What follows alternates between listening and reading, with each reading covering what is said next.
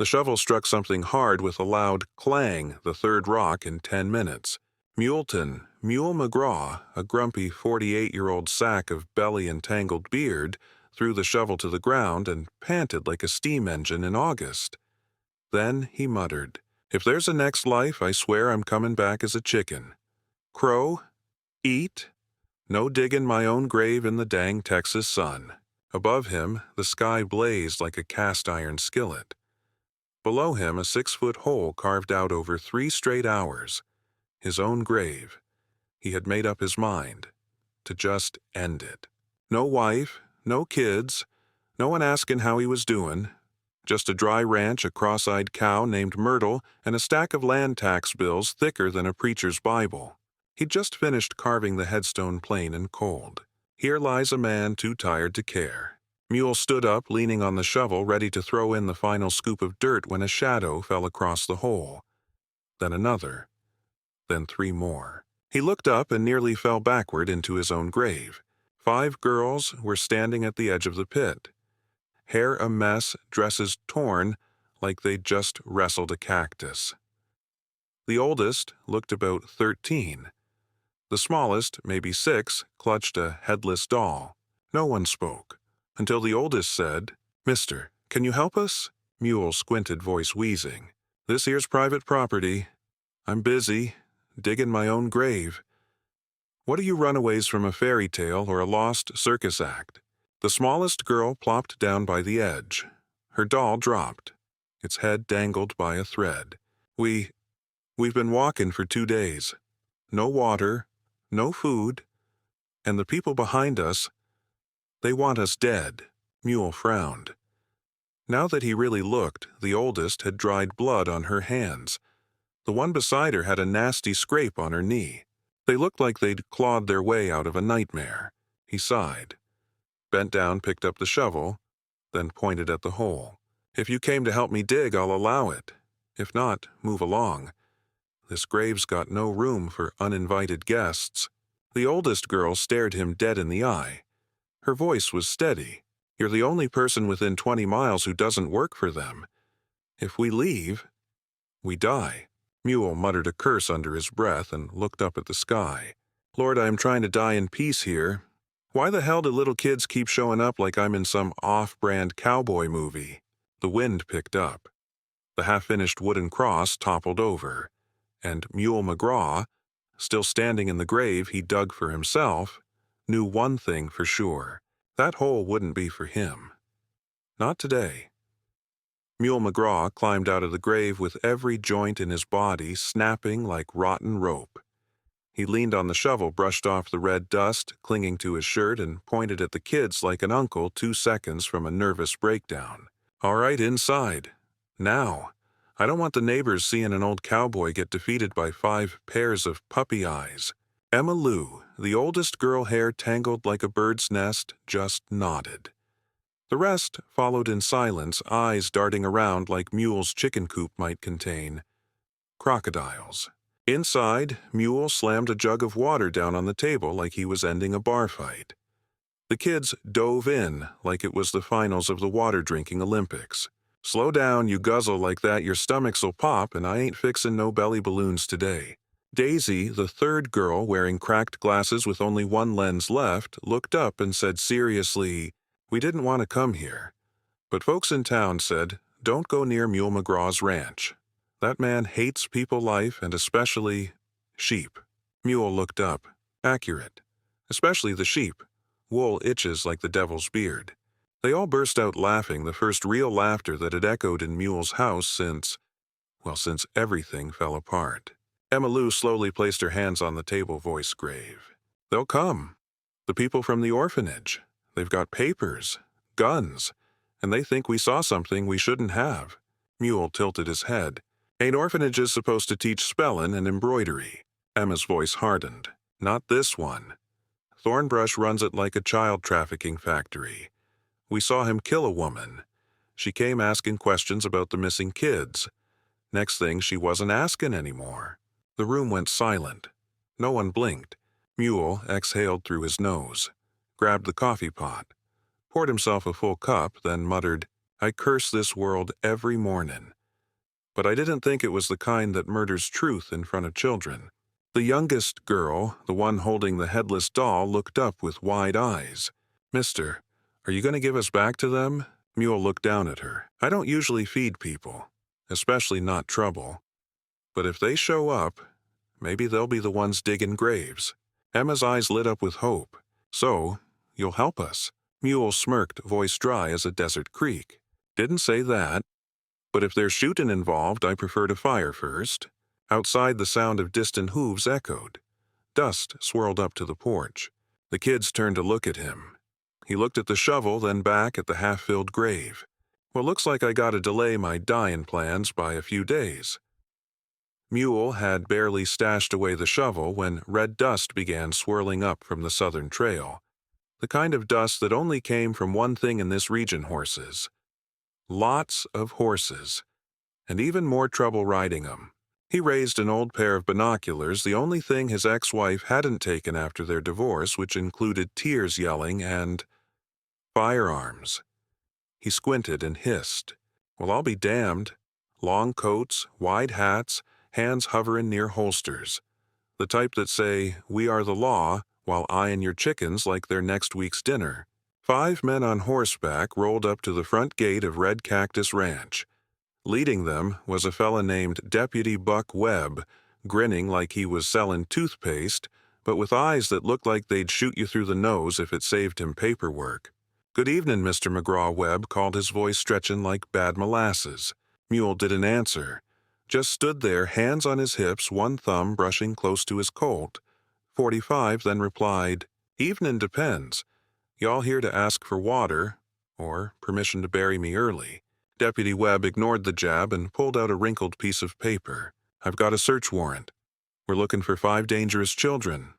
Word is they escaped Thornbrush Orphanage, stole property, and might pose a threat to the community." Mule raised a brow and asked flatly, "Property? What, they towing a miniature cannon? Or did one of them steal a flying chicken?" Webb kept grinning, that kind of grin no one trusted, but somehow made you want to punch it anyway. "Seems like you haven't seen them. The kids range from 6 to 14. We need to search your ranch. You're within the legal radius." Mule sipped from his rusted tin mug of cold coffee, then sighed. "Been searched before. Last time I lost a chicken and an entire jar of apple liquor." Webb waved his hand. 3 of his men dismounted and started poking around, eyes scanning every door, every haystack, like they were looking for something the warrant conveniently forgot to mention. Meanwhile, Mule kept busy pretending to fill in the grave like none of this was even about him. But his other hand had already gripped the pistol tucked behind his back. "Tell me straight," Deputy Mule grunted. "What exactly makes those kids dangerous? They cry bullets or something." One of the riders opened his mouth to speak, but Webb shot him a glare that could snap a goose's neck. The man shut up real quick. A few minutes later, the posse returned empty-handed, nothing found. No trace. Webb tried to look disappointed. "We'll be back. Those little monsters can't hide forever, and when we find them, we'll be asking what you knew and what you're hiding." Mule snorted, scratched his belly, and chuckled. "If I saw a ghost, I'd offer it tea. But if kids show up here, I might just teach them to shoot, and how to escape better next time." Webb wasn't smiling anymore. Once they'd ridden off, Mule turned back toward the barn where the hidden trapdoor beneath the old wagon had just quietly closed shut. Emma Lou and the girls had hidden like wild foxes.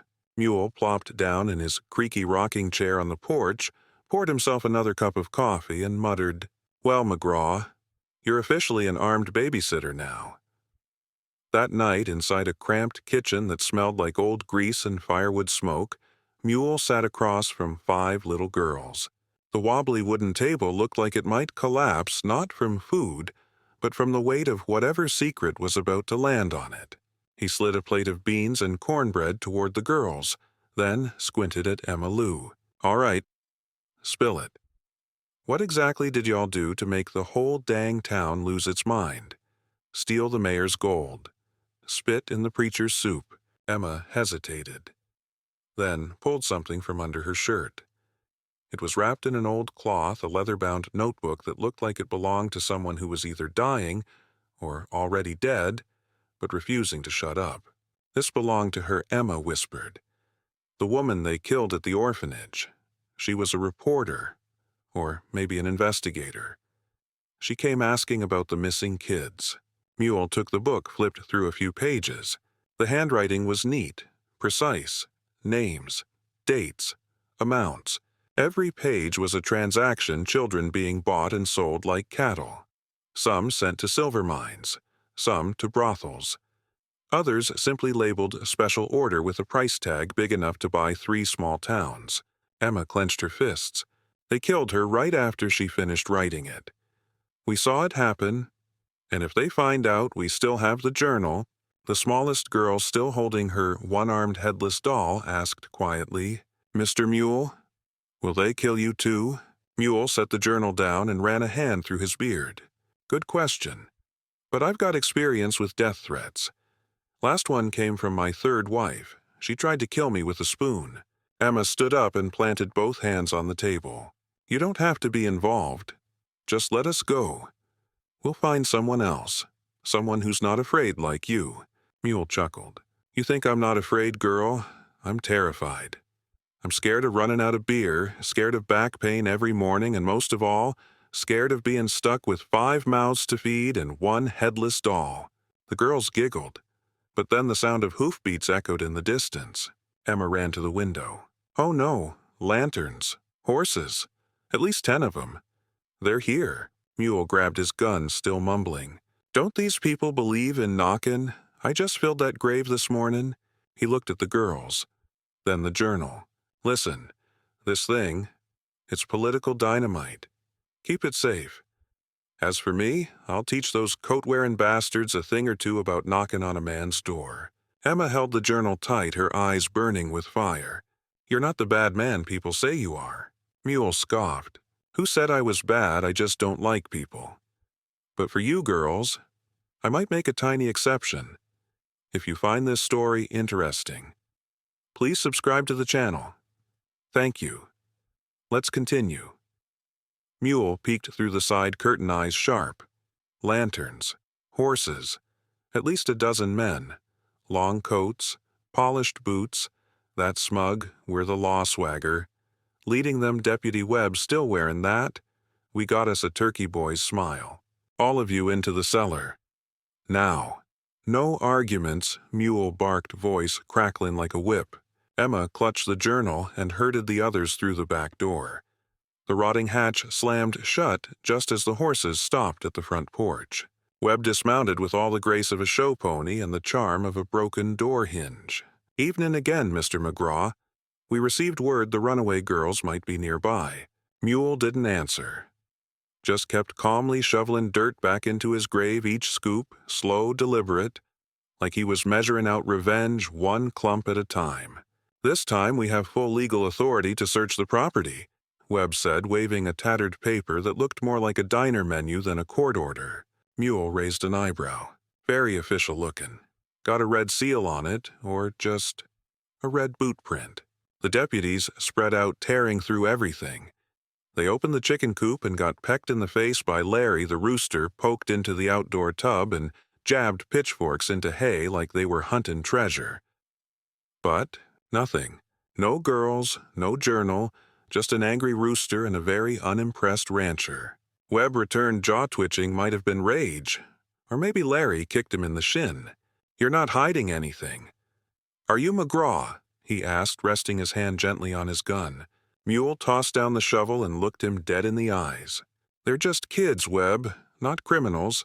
But you keep pushing, and I might become one." One of Webb's men walked up and whispered something in his ear.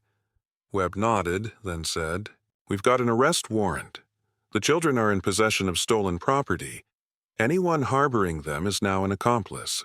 Mule threw his head back and laughed, that loud, bitter kind of laugh only a man with 3 ex-wives and no regrets can do. "Stolen property. What, the headless doll? Or that little book you're all too scared to say out loud?" Before anyone could answer, Mule drew his revolver from his belt. Didn't shoot, just held it up at eye level. "Now listen close, Webb. I dug a grave for myself once, but if y'all want I can dig 12 more. Same size, no charge. Webb narrowed his eyes. That's a felony threat against officers of the law. Call it what it is, Mule growled. Resisting a gang of fancy hat thugs pretending to be justice? Right then, one of Webb's boys lit a torch and tossed it on the roof. Whoa! Flames shot up like the devil had sneezed. Arson Mule shouted, "Y'all lost your damn minds." "Just an enforcement tactic," Webb replied, smiling like he was selling lollipops. The fire spread fast. Dry timber lit up like matchsticks. In seconds, the house was an oven. From the back, Emma yelled, "Mr. Mule Smoke's getting into the cellar." Mule roared, "You idiots burned my house." I still had taxes to pay on that thing. Without hesitation, he grabbed an oil lamp and charged inside. He pounded on the cellar door, signaled the kids to come up. Smoke poured into every sleeve and pocket, but Mule kept grinning. "All right, little varmints, time to learn Tactical Retreat 101. Follow me." He kicked open a loose floorboard, yanked out the journal, and shoved it into his coat. One of Webb's men hollered, "McGraw, 5 minutes. Hand over the kids or we'll dig 'em out of the ashes." Mule slung his rifle across his shoulders, stared into the fire, and muttered, "Used to protect horses from rustlers. Now I'm protecting kids from men worse than wolves." Black smoke curled up like a fire serpent wrapping around the roof. Mule dragged the kids to the back of the burning house and pointed at a rickety old wagon, the same one he once used to trade pumpkins for beer. "Get in. Head north. Keep going until you see a canyon shaped like an elephant's backside. That spot's safe." For now, Emma nodded. Mary Lizzie Daisy and the littlest, still clutching her now one-armed headless doll, clambered into the wagon like they'd done this survival thing before. "What about you?" Emma asked, eyes wide with worry. "I'll stall 'em, with a gun, some water, and a few carefully selected swear words." As the wagon rattled off into the night, Mule tucked the journal under a ripped burlap cloth and shoved it into Emma's hands. "Keep this safe. If I kick the bucket, find someone who can't be bribed with barbecue or an envelope full of cash, someone who'll drag the truth into the sunlight." Emma bit her lip, eyes shining. "You won't die, I can feel it." Mule shrugged. "I once felt like my wife wouldn't run off with the neighbor either. But hey, life." The girls were gone. Mule turned back, shoulders square, gun loaded, now standing face to face with a ring of fire and a ring of men. Webb shouted from the flaming porch, "McGraw, you got 3 minutes. Hand over the girls or we torch your chicken coop too." Mule raised a brow. "Go ahead. But fair warning that Rooster's name is Larry and he once dislocated a vet's hip." Suddenly, from the far north came a sound, a distant bugle cutting through the wind. Hoofbeats followed, the brass cry of the U.S. cavalry. Webb's words froze. His men shifted uneasily. "Who the hell called them?" Mule grinned. "Nobody. You boys made enough noise to summon justice all by yourselves. Congrats. Hope you packed regrets." Webb snarled. "Burn it all. House Coop, even the outhouse erase this man before they get here." Flames roared higher. Mule knew he couldn't hold 'em off forever, but living didn't matter much if you couldn't live with yourself. He bellowed, "Those kids are worth more than every single one of you. And if you want that journal, you'll have to pry it from my dead, sarcastic hands." A bullet rang out, grazed his shoulder. Mule stumbled down the steps, blood trickling, but his grip on the Colt was firm as ever. "I'm still standing, damn it. Standing long enough to regret not buying home insurance, but standing long enough to shoot every last one of you if I have to." The bugle got louder. Webb's boys panicked, started firing wildly at bushes, spooked by the sound of incoming justice. Meanwhile, at the canyon, Emma and the girls were ambushed. But then a shot rang out, precise, sharp, deadly. Mule had arrived, one arm bleeding, eyes burning bright as campfire flame. "Told you," he growled. "Anyone messes with those kids, better start digging their own graves." The canyon looked like a nightmare with props straight out of a bad dream. A flipped wagon, one wheel still spinning. 5 kids huddled behind rocks. 6 armed men closing in, marching in textbook evil formation. And Emma, 14 years old, bruised on the cheek, holding a rifle longer than her arm, breathing hard. 3 bullets left," she yelled. Perfect. Lizzie said 6 guys, half a bullet each. Just as one thug raised his rifle at the littlest girl, the one hugging her, now one-armed headless doll, a gunshot echoed through the canyon. The man dropped like a sack of flour. Mule appeared, one arm bleeding, the other holding his Colt steady. And of course his mouth still had something smart to say. "Sorry I'm late, traffic jam. Too many corpses on the trail." The shootout was short and sharp. Mule fired like a man reclaiming every minute of nap time the kids had stolen from him. When the last one fell, a shout came from the ridge. "Shoot him, he has the journal." Thornbrush had arrived. On a horse so expensive it probably had its own mortgage. Wearing a suit the townsfolk said was made from laundered money and powdered lies. He aimed at Emma, but Mule with a grunt pulled a tiny derringer from his boot. The bullet snapped out with a click and drilled Thornbrush clean through the chest. He spun like a fancy weather vane, then hit the dirt hard. Silence. Only ragged breathing, gunpowder in the air, and the sound of Mule's leg twitching from a cramp. Then, the bugle. The cavalry poured into the canyon like a thunderstorm in blue. Swords, rifles, legal documents, and enough moral outrage to bury a town. 6 months later, Thornbrush Orphanage was shut down. Officials were indicted. The journal became Exhibit A in a courtroom earthquake. 3 counties felt the tremors. Back at Red Cactus Ranch, Mule sat on the porch, a cat in his lap, named New Trouble. He watched the yard as 5 kids played tag with flip-flops, screaming like freed crows. Emma, now 15, had turned into life's classroom captain. Mary and Lizzie went to the local school. Daisy had learned how to laugh. And the littlest one still carried the headless doll, now sewn back together with red thread, creepier than before, but stronger. Emma walked over with a glass of lemonade. It was terrible, but it had heart. "You all right, Mr. Mule?" "Peachy," he groaned. "Except this chair's flimsier than my knees." She smiled, then whispered, "You know, we came here to be saved. But maybe we saved you, too." Mule was quiet a moment, then muttered, "Yeah, and I still ain't said thank you. But don't get used to it. I still don't like people." Emma blinked. "You baked cookies yesterday. That was an accident, and they gave me heartburn." The evening sky turned wine red. The flag on the porch fluttered, and Mule McGraw, the man who once dug a grave for himself, had finally buried something else instead. Loneliness. Some folks are born to be heroes. Some get forced into it by life. And some just need the right reason to drop a shovel, grab a gun, and stand for what's right. Mule McGraw never stopped being grumpy, but he found something he never thought he'd see again: a family. Thanks for listening. Subscribe to the channel and turn on the notification bell so you don't miss the next videos.